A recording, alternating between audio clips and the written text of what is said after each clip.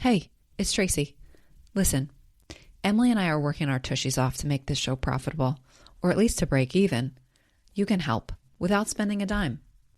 Positive reviews help other listeners find us. So please, take a moment and leave us a review on Apple Podcasts. Or if you're listening on Spotify, give us a rating. Thanks. Ghost stories are about the living. Ultimately, they always are. Because the living write them. Have you ever had something you love dismissed because it's just pop culture? What others might deem stupid shit, you know matters. You know it's worth talking and thinking about. And so do we. So come overthink with us as we delve into our deep thoughts about stupid shit. I'm Emily Guy Birkin, and you're listening to Deep Thoughts About Stupid Shit, because pop culture is still culture. And shouldn't you know what's in your head? On today's episode, I will be sharing my deep thoughts about the 1999 M. Night Shyamalan film, The Sixth Sense, with my sister, Tracie Guy Decker, and with you. Let's dive in. Actually, before we dive in, I would like to ask you, listener, if you haven't already, to please quickly follow the podcast on Apple or Spotify or wherever you get your pods. It is a quick, simple, and easy and free way that you can help the pod, and we would be very grateful for it. Thank you very much. Now let's dive in. So, Tracie, I actually don't know if you've seen this movie. I have. Oh, okay. So what's in your head about it? I see dead people. I think I've seen it more than once because I have a lot in my head. I can remember the first time seeing it when the big reveal happens, like really being shocked, which is funny because on rewatch, you're like, there's so many clues along the way, which is why I'm pretty sure I've seen it more than once. I mean, from that moment when the child says, I see dead people, but it was done so well and it was such an not what you expect it to be that I was really shocked. And I remember really enjoying a lot of the sort of details that then become clear in retrospect, like the fact that Bruce Willis's character is always wearing the same set of clothing. Like it varies a little bit, but it's always like that sweatshirt and the whatever. And there's like a color, like the door that he can't get in because his wife has moved something in front of it, but the doorknob is like a color, right? It's red. And like the color red sort of indicates things. And I remember like when we learn, it's because she says something like, why did you leave me? And he's like, I'm right here. Most of what's in my head is around Bruce Willis's character and him kind of coming to the realization of his circumstance and that, as opposed to like the child whose name I don't remember either of their names. But that's what's in my head is really Willis's story, or Bruce Willis's character's story, and sort of like the way that I thought about what would that be like to not realize that your status has changed so significantly, and to try to be interacting. Like I got kind of stuck in the empathy of that when I watched it. So that's what's in my head about The Sixth Sense. I mean, there are other like little like snapshots, vignettes, like the bicycle accident from early in the movie and other things. But It's like late in the movie. Oh, is it? Where like his mom's like, I hope everyone's okay. And he's like, they're not. Yeah. So there are other little like snapshots like that.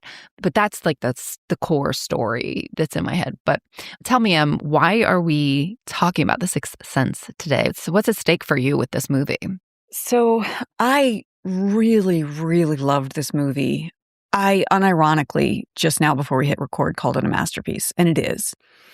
And I had warm fuzzies about M. Night Shyamalan for longer than he deserved it after this. And as we'll get to, I'll talk about how I think he took the wrong lesson from this movie. I think he's a very talented director, but all anybody talked about was the twist with this movie. And that is not what he should have learned from it. Because this is a remarkable film that also has a twist. It's not a remarkable film because of the twist. But the twist is a gut punch in a positive way on top of a film that without the twist still would have been a remarkable film. So I love ghost stories. I have always loved ghost stories. And so that's part of it as well. And I love the trope of ghosts unable to move on until they have finished their final business. Mm-hmm. So that's part of why I like this story. And then the idea that there's this second chance for someone who failed one little boy and can save another little boy is another thing that really, really pulls at my heartstrings. The central relationship between the little boy, the character's name is Cole Sear, and his mother, Lynn, is also another one that I just truly felt in 1999 when I was 20 seeing it, and then watching it again yesterday. I have not seen it since becoming a parent, but watching it yesterday, I cry every time I see this film, but I really cried yesterday seeing it now that I am a mother of children who are older than Cole now, but feeling that kind of maternal protectiveness and worry for a vulnerable little boy. It really, this is a meaningful film to me in so many ways.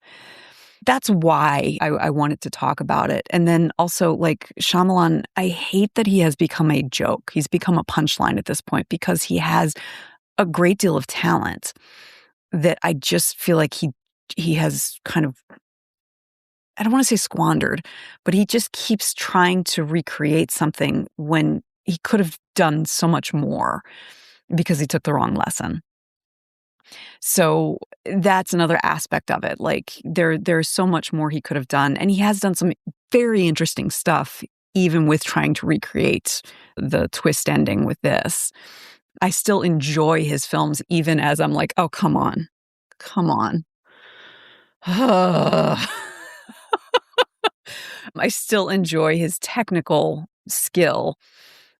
It bothers me that this is the peak of his career, because I think he could have done so much more. That's why we're talking about it. So let me give you some postcards from the destination. As I said, we're going to talk about why Shyamalan took the wrong lesson from this movie and what lesson he should have taken.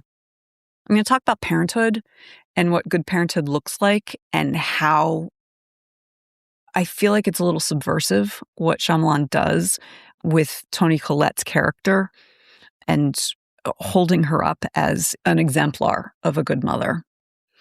I want to talk about the absolutely phenomenal acting, especially from Haley Joel Osment, who was about 9 or 10 years old at the time. I want to talk about whose story it is and part of the reason how that helps the twist work. I want to talk about childhood and the importance of believing children. I want to talk about the visual metaphors that you were talking about with the red, ghost stories and parentification, which I think kind of go hand in hand. And I want to talk about second chances. So those are some things that I'm going to be mentioning. Also going to talk a little bit about Philadelphia. I forgot to mention that before we hit record. Shyamalan is from Pennsylvania, and he is consistently likes to film in his home state. And there is like a bit of a love letter to where he is from in every film. And there's something very setting a ghost story in Philadelphia is fascinating. And those are some things that I want to get to. I am just going to briefly mention this does not pass Bechdel. There are 2 named female characters, Lynn Sear, played by Toni Collette, who is Haley Joel Osment's mother. And then there's Anna Crowe, who is Bruce Willis's wife, played by Olivia Williams. They do not ever meet each other or interact. Basic story. At the very beginning, we see Anna and Malcolm Crowe. Malcolm Crowe is Bruce Willis's character, celebrating. They're a little drunk. He has just won an award from the city of Philadelphia. He is a child psychologist who has received this award for his work with very vulnerable children. And he is being honored for how much he has helped children in the city. That same night, a young man breaks into his home and has stripped down to just his underwear, is in the bathroom, the ensuite bathroom in their kind of old Philadelphia home, and says, "You failed me. He says, do you know why you're afraid when you're alone? I do. He says, you don't even recognize your own patient. And it takes Malcolm a moment, and he recognizes him as Vincent Gray. Vincent says, you said you would help me and you didn't. You see that there is a white streak in his hair, even though he is a young man. He's like in his mid-20s maybe, but he's like an aged mid-20s. He then shoots Malcolm and then turns the gun on himself. Camera pans and it says, the next fall. And Malcolm is waiting outside an apartment. He is taking notes on a boy named Cole Sear, who also has a white patch in the back of his hair. And Cole is leaving his apartment and then runs away. And Malcolm has to hurry to catch him. And he catches up with him in a church where Cole has a bunch of little army figures as well as some religious figures. And he is mumbling to himself in Latin. And Malcolm comes up to him and says, I'm sorry I missed our appointments. I was hoping that we could talk here. And so basically introduces himself. I'm Dr. Crowe. I'm hoping to help you. I know your parents recently got divorced. Blah, blah, blah, blah, blah, blah. And Cole is very closed off and says, you can't help me. We see several things happen. Cole is at home. His mom is in the kitchen with him. She leaves, comes back, and all of the cabinets are open in a way that is way too quick for him to have opened the cabinets and then sat back down. His mom is doing laundry and is looking at a wall of pictures of Cole, and there's a little flash of light in every single one from the time he was a baby. And so it's clear that he has been haunted since babyhood. Cole starts opening up to Dr. Crowe, tells him that everyone thinks he's a freak. Don't look at me like that, because people look at him like he's a freak. He has a really bad day at school where the teacher who mentions that he went to school in the same building when he was a kid asks, do you know what this building was used for in the 1800s or 1700s? And Cole knows. He says they used to hang people here. And the teacher's like, no, that's not correct. It was a courthouse. They passed laws here. And Cole starts arguing with him. It was, the lawmakers who hanged people. And the teacher kind of looks at him a little ironically, and that sets Cole off, who starts calling the teacher Stuttering Stanley, because that's what the other kids called him, and the ghosts have told him that. And the teacher loses his temper and calls him a freak. And Dr. Crowe comes back, and the movie does a good job of showing him to be a pretty good child psychologist. I don't remember what she's supposed to be. I think they do make it clear that he's a psychologist because he's not able to prescribe, by drawing him out and, making him feel comfortable, a silly magic trick and stuff like that right after that incident.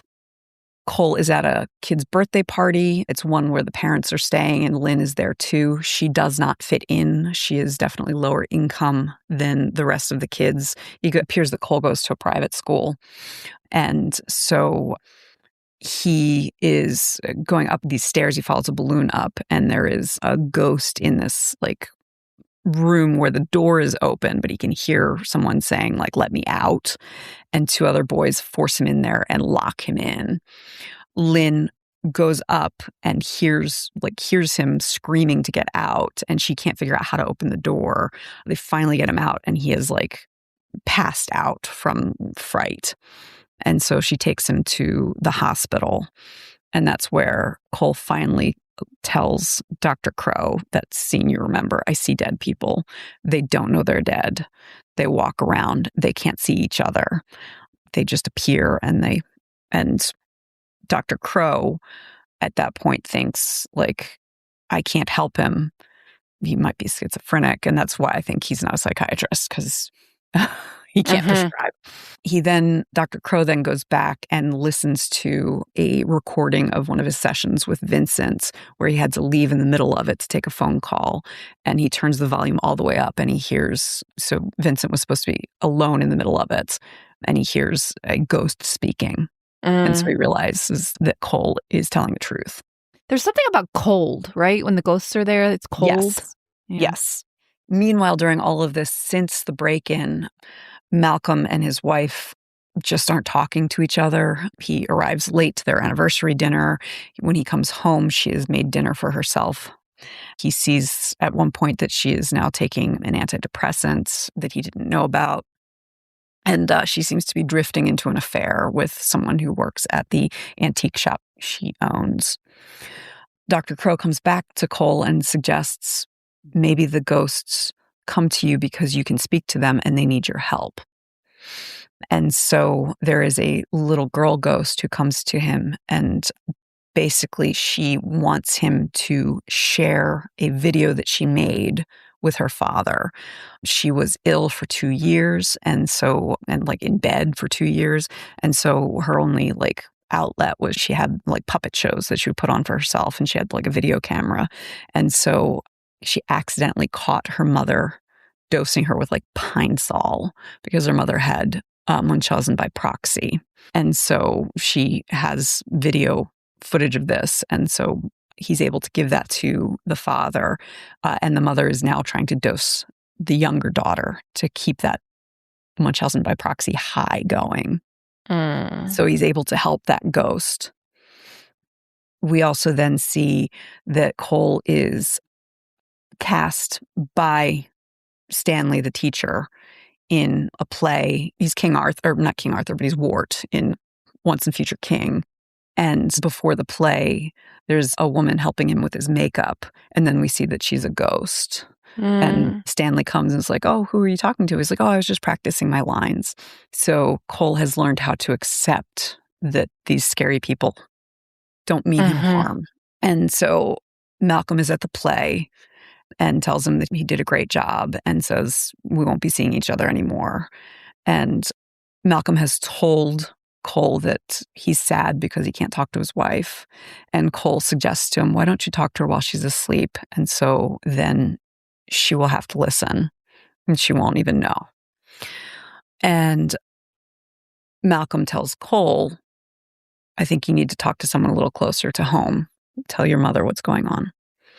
So the next scene we see Cole and his mother in the car. That's the thing that you remember about. There's a car accident. Bike accident.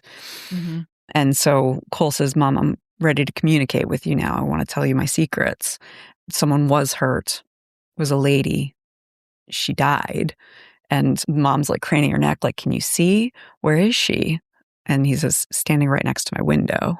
And like, Toni Collette is a phenomenal actor. She says, Cole, you're scaring me. And he says, they scare me sometimes too.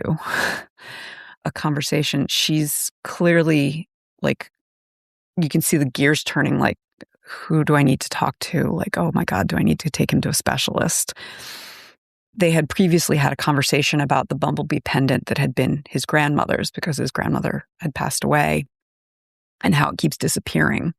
And he says, Grandma says hi, and she's really upset at him for saying that. She's like, that's wrong. He says, she's sorry that she keeps taking the bumblebee pendant. She just really likes it. And she wants you to know that she saw you dance. And he tells the story that he couldn't have known that the grandmother and Lynn had had a big fight right before Lynn's dance recital when she was a little girl. And so the grandmother went to the dance recital without telling Lynn and was in the back so that Lynn couldn't see her, but watched and describes how, she danced and she was so beautiful and just did this wonderful, amazing job. And then the thing that makes me cry is he says, Grandma says that you went to the place where she's buried and asked her a question and her answer is every day. And then Lynn starts really sobbing. And he says, what was the question? And she says, I asked her, do I make you proud? And then they hug. And that's why this movie would be remarkable even without the next 10 minutes, which is where Malcolm goes to talk to Anna, who is sleeping in front of their wedding video. And that's when you learn that Malcolm has been dead the entire time. She says, why did you leave me? That's when he realizes. Yeah. And he says, I didn't. I'm right here. And then she drops his wedding ring because she's holding on to it. And the film has done such a good job and followed the rules. Like there was no trickery.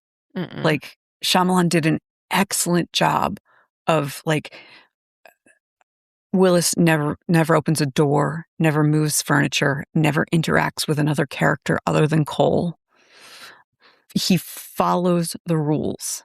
Right. That's why I say when in my memory, like on rewatch, there were clues. Mm-hmm. But it's just not a thing that you would.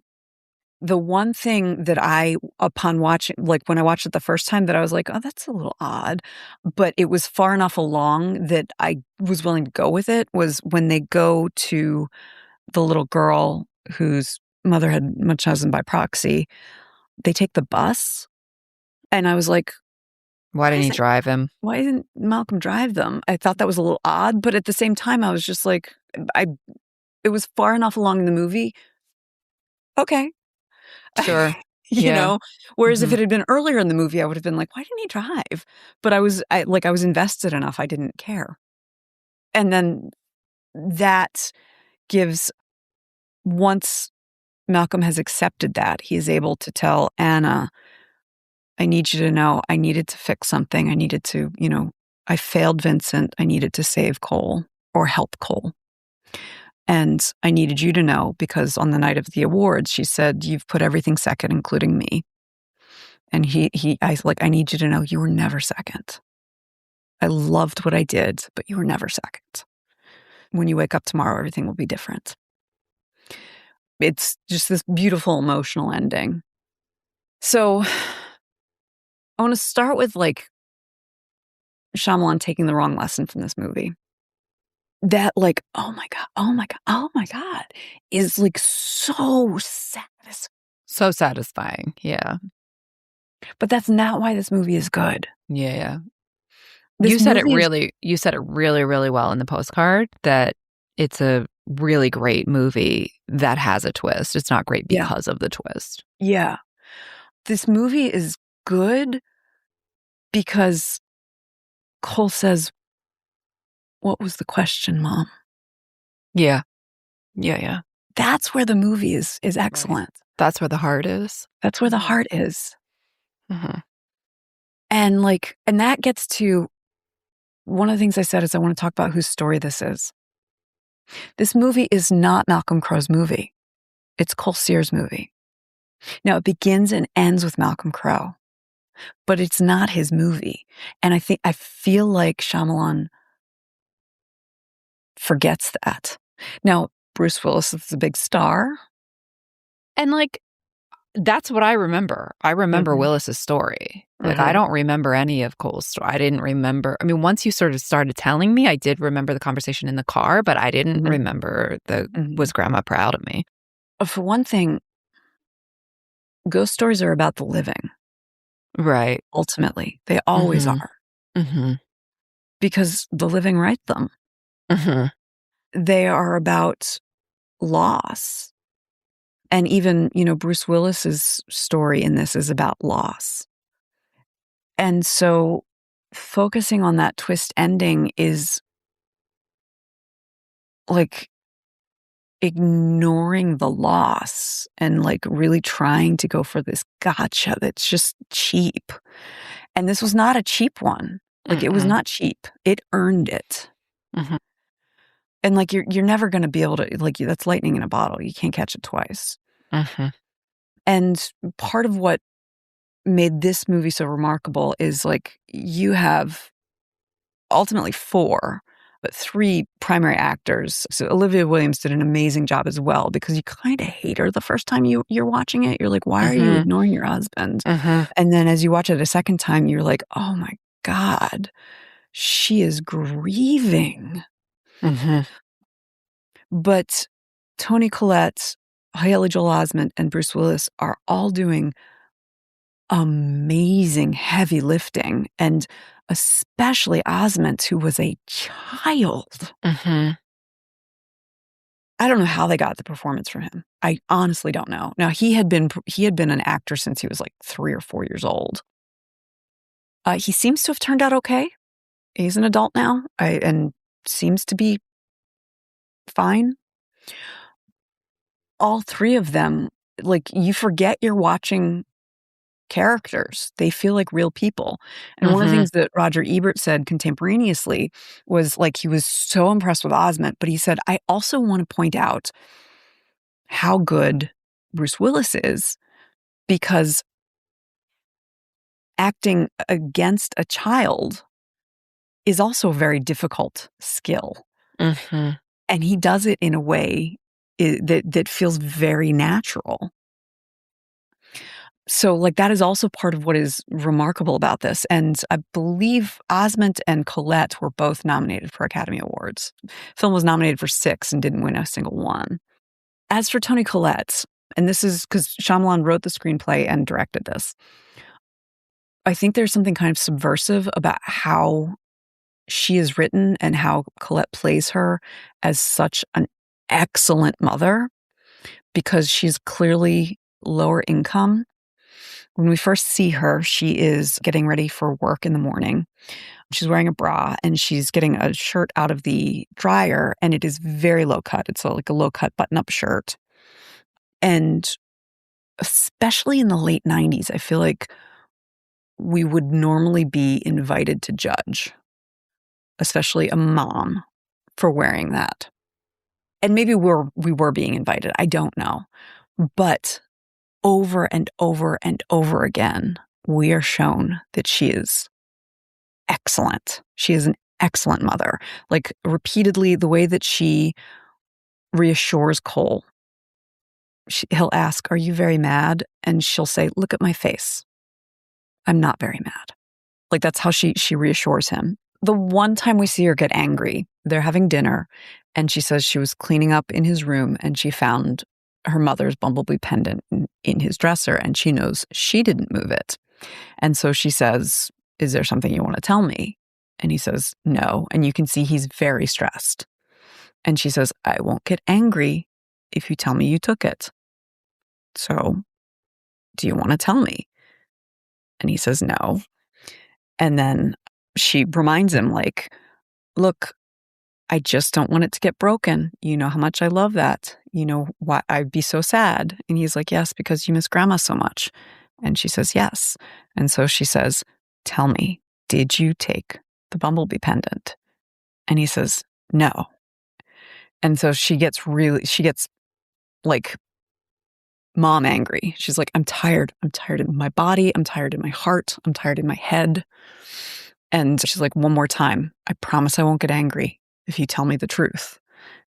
Did you take it?" And he says, "No." And then she, like, bangs her hands on the table and she says, "I think you've had enough dinner.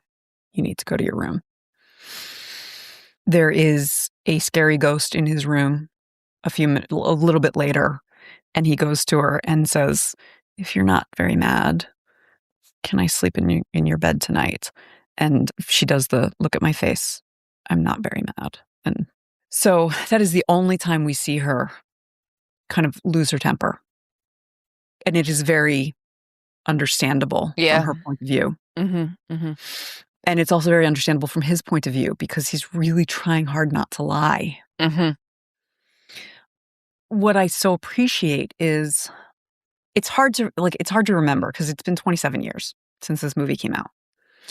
Toni Collette is a conventionally attractive white woman. Right. But I do feel like, and we do see, like, when she's interacting with the very upper middle class mothers at the party, she's saying, like, "Oh, I really appreciate you inviting Cole. He doesn't get invited to a lot of parties. Last one was at a Chuck E. Cheese." The other mother goes, like, "Chuck E. who?" And so you really get the impression that she does not fit in. And she mentions something about having 2 jobs and that sort of thing. There's definitely, like, this class stratification. And she has an accent, like a working class accent, that Dr. Crowe does not.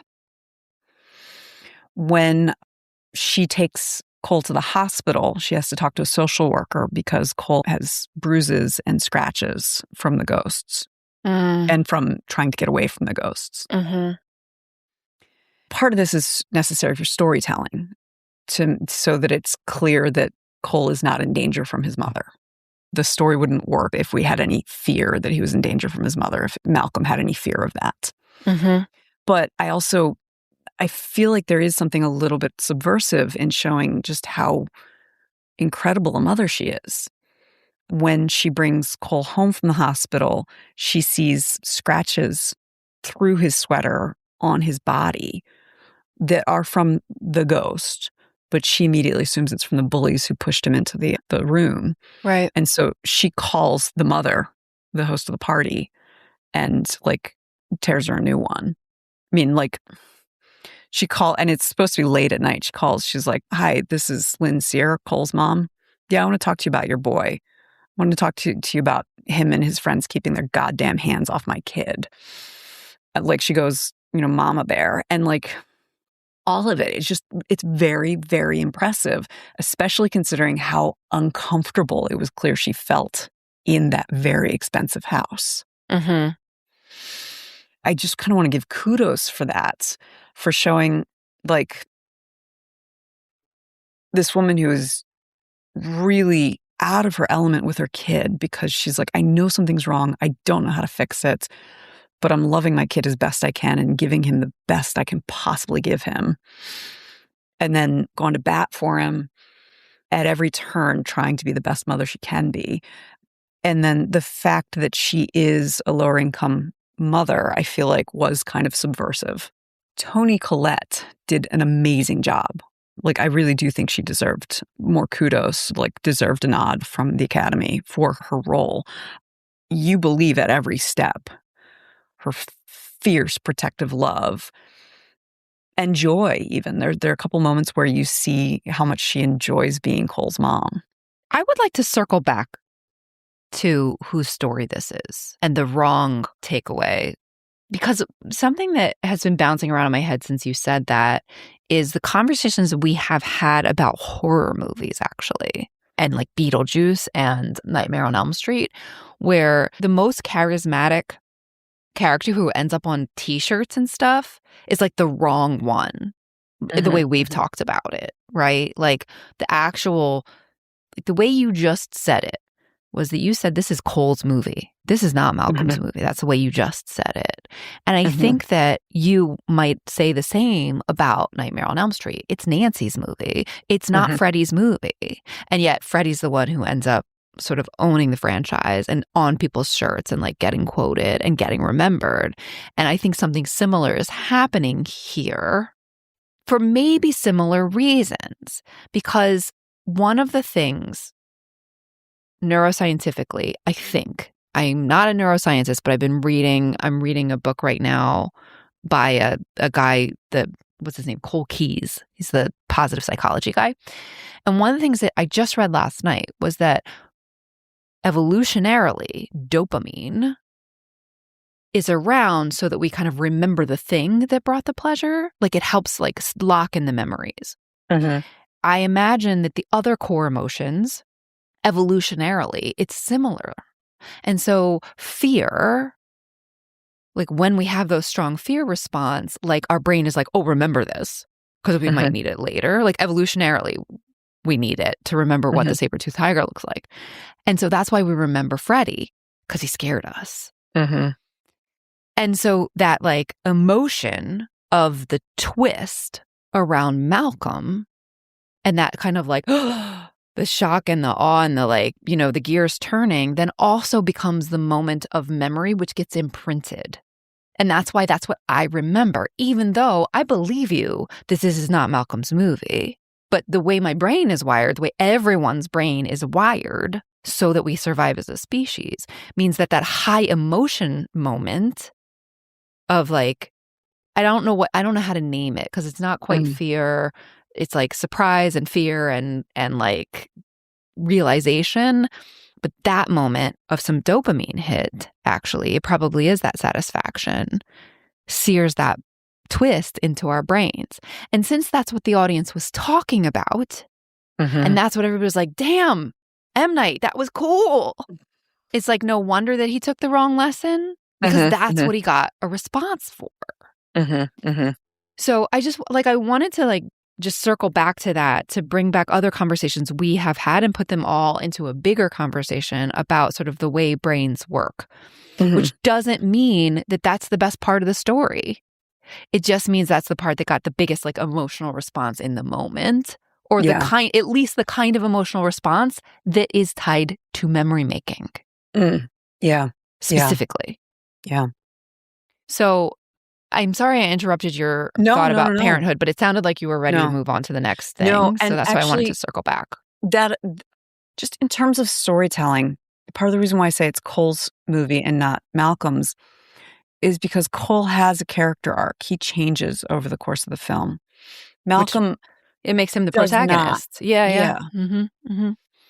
He does have a realization. He has a realization. And he rectifies a wrong. But he doesn't grow or change. He doesn't grow or change. Yeah. He doesn't think who he is. Yeah. I think that fundamentally is what it makes a protagonist. Yeah, exactly. Agreed. I want to talk about second chances. That's kind of what the movie's about throughout. So Cole is Malcolm's second chance at helping a haunted child. I was thinking about, and this is something that bothered me from the beginning, the teacher who yells at Cole and calls him a freak. Stanley. First time I saw it, I wondered, what the heck happened to that teacher? Because that's not okay. Cole is 9. If a 9-year-old can trigger you, you probably shouldn't be teaching 9-year-olds. Yeah. So, like, now, obviously, like, he triggered something very deep in Stanley, but still. And I always did appreciate, like, coming back to where Cole says to the teacher, "Thank you for casting me in this play." And they have a conversation about it. The teacher is kind to him. And the woman who is helping Cole with his makeup, when she turns, her face is burned. The teacher says to him, Stanley says to him, like, "Oh, did you know that there was a fire in this theater when I was a student at this school?" And Cole says, "Yes, I know." One of the things that I kind of appreciate is that both Stanley and Cole are getting a second chance here. There's a, like, Cole is giving grace to his teacher. It seems like his teacher must have been through something awful, considering the fact that fire must have it killed that woman. Traumatizing, yeah. Obviously, Malcolm's getting the second chance. Cole is giving his mother second chance to understand her mother, because clearly there was some tension between them, just based on the little that we hear. We see Anna, Malcolm's wife, having like a kind of a second chance romance with the man who works for her. That's something that I think is interesting and part of why it's so important to recognize that this is Cole's story. He embodies the ability to try again. And he embodies the, like, kind of childlike wonder and innocence, even though he's so frightened.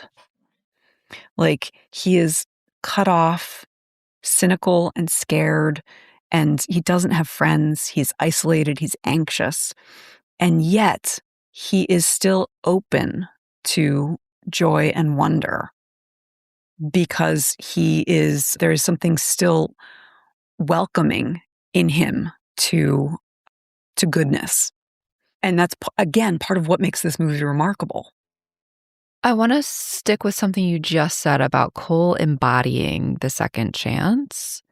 I think that's literal, right? Because he's helping ghosts move on. And so there's a really interesting, like, circular nature to this sort of second chance that goes with all of those other things that I think the thesis is that one needs that openness in order to have a second chance, but also to help others. We need help for that second chance. Like, all of those things are baked into the metaphor of Cole as an embodied second chance, which is really interesting. And the fact that he sees all dead people, right? Like, he has to be open to sort of helping who he comes upon in order to be that embodiment of a second chance. It requires an openness and a grace and a curiosity. And there's something, like, as I'm saying it, that I'm seeing this, that's really, really powerful, I think, when you think about, and of course you would make it a child. He has to be a child. Yes. For the metaphor within the story to work. Mm-hmm. Mm-hmm. That gets to like childhood and believing children. Yeah. Because the reason why Malcolm failed Vincent and why Cole never spoke to his mother is because people don't believe children. Yeah. We're talking about a ghost story here, but this is true of real world problems as well. Yeah. Yeah. I don't know where to put that. I can remember many years ago when like we were kids, we were watching some movie that was like, I don't even remember, where a kid made contact with aliens or something and tried to tell their parents, and the parents of course didn't believe them. And I remember mom turning to me going like, I wonder if I'd believe you. The sort of thing where like I have, even in like this excellent parent-child relationship between Lynn and Cole, he tries to tell her the truth about the bumblebee pendant. He says to her, sometimes people think they lose things and they don't. It just gets moved. And she doesn't believe him. And, you know, I have kids and there are times when I know they're lying to me. But also, if you're looking at his body language, he is so upset. So it's, I'm not sure where I'm going with this, but our culture, our society, our medical system, our judicial system, our educational system fails kids every single day because we don't believe them, because it's easier not to, or because we think that that can't possibly be happening, or anything like that. And I feel like stopping and taking a minute and saying like, what if this were true, is important, and proceeding as if it were. Yeah. I think that's the important bit, right? Because even when Cole tells Malcolm, I see dead people and they don't know they're dead and blah, blah, blah, blah, blah. Like, there's a degree to which he's, oh shit, I got to get him a specialist, maybe he has schizophrenia or whatever. Maybe he's delusional. But I think even if you think that it may be delusions, like obviously the kid believes it. I mean, that's where he failed Vincent, right? Like, I think that's, like, I think about the times, like, my daughter was at sleepaway camp and she had a sore throat and the counselor was like, you're fine, let's go play basketball. She had strep throat, you know, like the inconvenience. But, like, one can kind of, I feel like there is an in-between ground. Say, like, okay, tell me more. And, like, I believe that you believe this. I'm not exactly sure what's happening, but like, let's go with it. Okay, your throat hurts. Like, tell me more. You know, like, I feel like there are in between. I also totally get why Lynn was angry when the body language of him being so uncomfortable and scared, like, one could interpret that as because he just got caught stealing the bumblebee pendant and lying about it. Well, and that gets to one other thing that a big part of the reason why Cole tells Malcolm he doesn't talk to his mother, because she doesn't look at him like everyone else does, like he's a freak and he doesn't want her to. But you also get the impression he kind of wants to protect her too. So he tells the story of, he drew a picture once at school where they could draw a picture of whatever they wanted. And he drew a picture of a man putting a screwdriver in the throat of another man with blood. And they had a meeting. Yeah, they had a meeting. His mom cried. So he doesn't draw pictures like that anymore. He draws pictures of people smiling, dogs running, rainbows. They don't have meetings when you draw pictures of rainbows. So he is working to protect his mom because his mom works so hard to protect him. He knows how difficult their life is for his mom. So that's also a part of it as well, is he knows it's convenient for his mom to not believe him because of how difficult their life is. You you named parentification as a thing that you wanted to talk about. This feels like, I feel like we're getting into that. Yeah. I noticed it too earlier when you were like, you named that Cole gave Teacher Stanley some grace at the end with the play, that like, is that really on the 9-year-old to give grace? It shouldn't be. Yeah. Yeah. And that's the thing, like, I say parentification. Now, the thing is, it's not like Lynn's an excellent mother. She's not doing this to him intentionally. I'm not sure that ever is intentional. Oh, well, I think some parentification is, yes. Okay. But he ends up taking on a protective role. Right. Because he's had to grow up because of what he knows about dead people. Well, his condition, if you will, causes adultification. Yes. Does it cause parentification, though? Because they're two different things. Yeah. Well, I think he takes care of his mom in ways that she doesn't even realize. She doesn't realize. Yeah. He has learned to protect himself. So like by drawing rainbows and things like that, that is partially protecting him, but also protecting his mother. And then I think by working with Malcolm, he is also learning to protect other people that also kind of protects himself. So, and that's what's happening with the Teacher Stanley, but also like being open to having a lovely conversation with the woman who's helping him with his makeup. He is seeing like the connections between these people and can be a friend and see Stanley as not just his adult teacher, but also the kid who went through something traumatic, and see him as a peer almost. Yeah. Yeah. Because the woman would have known him as a small boy. Right. That's the adultification. That's an interesting way to frame it. I like that. We're running a little short on time. So there was a number of postcards that you gave that we haven't quite gotten to. Do you want to talk about the visual metaphors? Because I feel like that's a thing that you tend to really like in terms of like the craft. One thing that Shyamalan did very intentionally was, you talked about the cold and then the color red. He used red intentionally to represent like ghostly moments. So there was the red of the doorknob into the door into the basement, which was where Malcolm worked. There was the red balloon that Cole followed up to where that room was. He was wearing a red sweater that day. The antidepressants were red that Anna was taking. There's a tent that Cole has made for himself in his room that he has filled with like religious icons in the kind of hope that that would keep the ghosts out, that is made out of a red bedsheet, or it's thicker than a bedsheet. It's like velvet. The girl who finds him there like destroys it. The use of that color red is just very visually striking and helpful. Another one that is like spoken, not shown, is Cole. It's Cole, but Cole is black. Crowe is black, and Vincent Gray was the patient. Interesting. So, which I think is interesting. I've always hated the name Cole Sear because I find it difficult to put your mouth around. Like, it's a stupid name, but he's a seer. And so, like, I think that was very much intentional in the names. Yeah, cool. Yeah.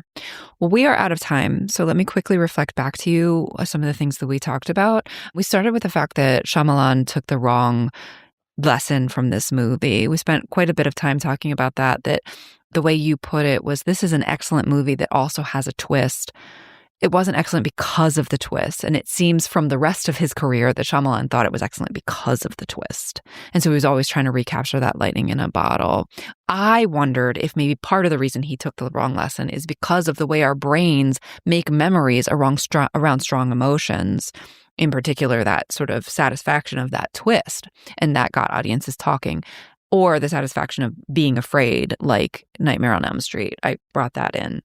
You spent some time talking about Lynn as an excellent mother and some of the choices around her demography that maybe are subversive to put this excellent mother in the body of a lower income woman who like wears revealing clothing, who has a working class accent, and that those choices felt a bit subversive to you, which I thought was really interesting. We spent some time talking about whose story this is, whether it's Cole's story, the child, or Malcolm's story, the adult ghost. And you convinced me that it is in fact Cole's story. He is the protagonist because he's the one who grows and changes. Malcolm does realize some things, but he fundamentally is the same person at the end as he was at the beginning. We spent time talking about childhood and adultification versus parentification and believing children, and the fact that that ultimately is why Malcolm failed. The man who killed him, Vincent, and sort of a lot of the problems that Cole has, like with his mom and other things, are about not believing kids. We talked some about that, like within this movie, but also a little bit broader. You spent some time talking about ghost stories and the fact that ghost stories are about the living because the living tell them, and that they're often about second chances. And this movie very much is about second chances, and that Cole himself personifies, embodies a second chance, not just for himself or for Malcolm or for that little girl who he helped save her sister. And part of that embodiment is he has to be a child because it requires an openness and a wonder and a curiosity that we often lose as adults. We did not get to talk much about Philadelphia or about gender in this film. We did talk a lot about great acting, including from Osmond, who was only 9 or 10 at the time. I am sure that in the shit we forgot to say about The Sixth Sense, which is available to patrons over on our Patreon, that you will go into more detail about the things we didn't get to and probably some other stuff if I know my sister. I'm rushing because we're out of time. Next week, Emily, I'm going to bring you my deep thoughts about E.T. So we get to talk about more child actors. Awesome. This show is a labor of love, but that doesn't make it free to produce. If you enjoy it even half as much as we do, please consider helping to keep us overthinking. You can support us at our Patreon. There's a link in the show notes. Or leave a positive review so others can find us. And of course, share the show with your people. Thanks for listening. Our theme music is Professor Umlaut by Kevin MacLeod from Incompetech.com. Find full music credits in the show notes. Thank you to Resonate Recordings for editing today's episode. Until next time, remember, pop culture is still culture. And shouldn't you know what's in your head?